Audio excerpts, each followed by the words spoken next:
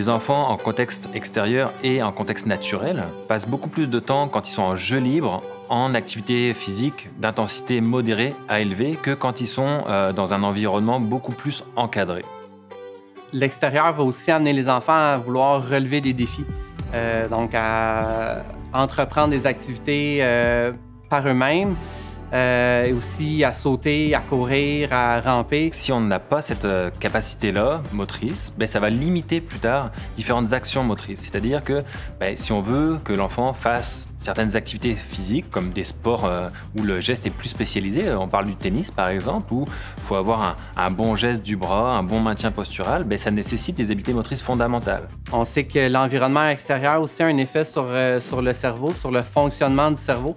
Donc les enfants qui sont moins en contact avec l'extérieur, ils ont plus de chances de développer des problèmes plus tard au niveau de la maladie mentale, au niveau de la dépression, au niveau des TDAH aussi. La nature va permettre notamment beaucoup de diminuer les niveaux de stress, va diminuer les niveaux d'anxiété aussi.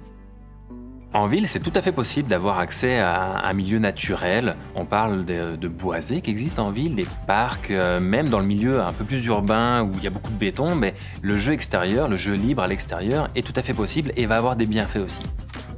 On peut penser à un enfant qui va déplacer des branches, qui va amener des cailloux, qui va aussi grimper pour se faire un abri.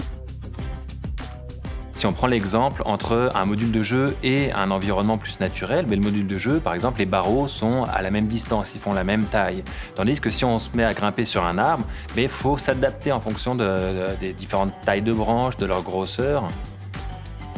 Les enfants vont s'amuser si on leur laisse du temps puis de l'espace. Et pour ça, le milieu extérieur, c'est l'espace le plus privilégié pour que l'enfant puisse être actif. Quand les enfants sont à l'extérieur, ils ont plus de facilité à socialiser avec leur père, avec les autres enfants, à développer des liens. Ils ont beaucoup plus de chances d'être actifs quand ils vont arriver à l'adolescence parce qu'ils vont avoir développé ce sentiment de compétence-là, cette confiance en eux-là.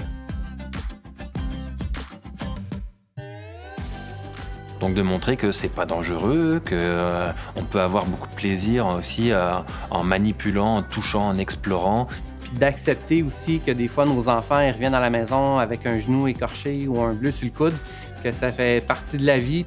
Montrer que se salir, c'est pas grave, qu'on peut essayer des choses, qu'on peut découvrir, aller avec eux à l'extérieur, leur laisser la liberté.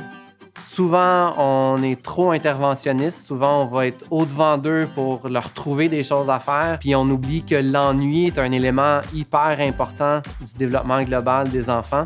C'est dans des moments où les enfants s'ennuient qu'ils vont développer cette créativité-là, qu'ils vont devenir autonomes puis qu'ils vont avoir la perception aussi qu'ils n'ont pas besoin toujours d'un adulte autour d'eux pour avoir du plaisir et s'amuser.